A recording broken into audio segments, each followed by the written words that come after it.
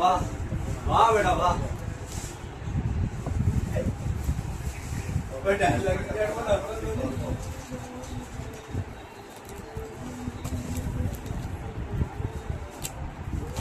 उड़ी महावे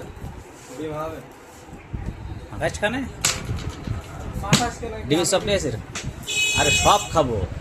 খালি মাথা ডিমের সব পাইছিস পানি আখের রস